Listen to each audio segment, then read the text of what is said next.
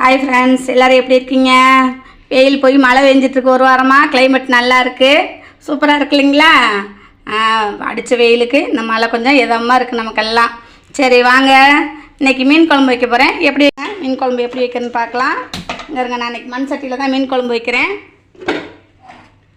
மண் சட்டியில் வச்சா உடம்புக்கு நல்லதுங்க. எல்லாம் இப்போ டெக்னாலஜி மாறுதுன்னு இதுலேயும் வச்சிட்ருக்குறோம். நாங்கள் கிராமத்து சமையல், கிராமத்து முறையில் செய்ய போகிறேன். வாங்க, இங்கே வருங்க. சட்டி காஞ்சிருச்சு, எண்ணெய் ஊற்றிக்கலாம். நல்லெண்ணெய் தாங்க ஊற்றணும் மீன் குழம்புக்கு. எண்ணெய் ஊற்றிட்டு 2 கரண்டி வெந்தயம் போட்டுக்கணும். காஞ்சிருச்சுங்க, அங்கே வருங்க. வெந்தயம் பொரியுது.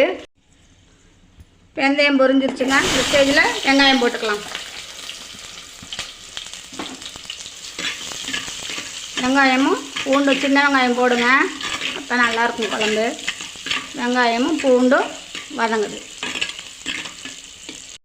வெங்காயம் வதங்கிருச்சுங்க. தக்காளி போட்டுக்கலாம்.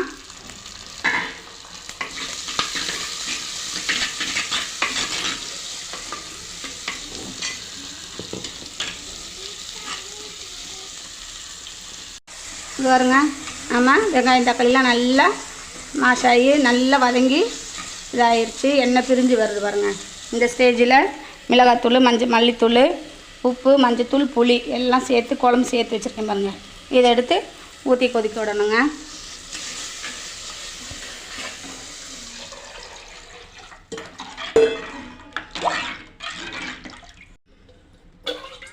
உங்களுக்கு இந்த மாதிரி உப்பு காரம் புளி கொஞ்சம் சுருக்குன்னு, மீன் குழம்புனா உப்பு காரம் புளி கொஞ்சம் சுருக்குன்னு இருக்கணுங்க. அப்போ தான் நல்லாயிருக்கும். மண் சட்டியில் வைக்கிற குழம்பு நல்லா டேஸ்ட்டாக இருக்கும். நல்லா இது குழம்பு வற்றி கொதித்து வரட்டுங்க. உங்களுக்கு காரம் எக்ஸ்ட்ரா வேணும்னா நீங்கள் கொஞ்சம் ஜாஸ்தியாகவே ஊற்றிக்கலாம். குழம்பு கொதிக்குது, நல்லா கொதிச்சிருச்சு. மீன் எடுத்து போட்டுக்கலாங்க.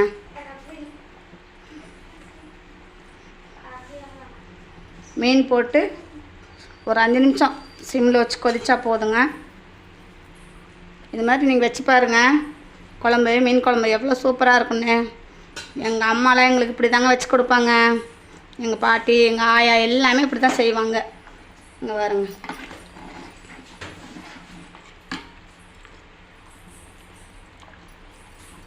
பார்த்தீங்களா? இதை நல்லா ஒரு கொதி வந்தோடனையும் ஆஃப் பண்ணிவிட்டா மீன் குழம்பு ரெடி.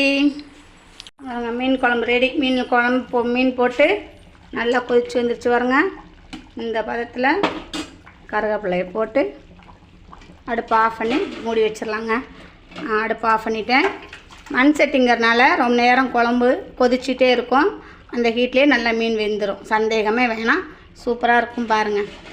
பிடிச்சிருந்தா லைக் பண்ணுங்கள், ஷேர் பண்ணுங்கள், சப்ஸ்கிரைப் பண்ணுங்கள். மறக்காமல் பெல் ஐக்கானை கிளிக் பண்ணுங்கள். வேறு என்ன மாதிரி செய்யலான்னு கமெண்ட் பண்ணுங்கள். பாய்.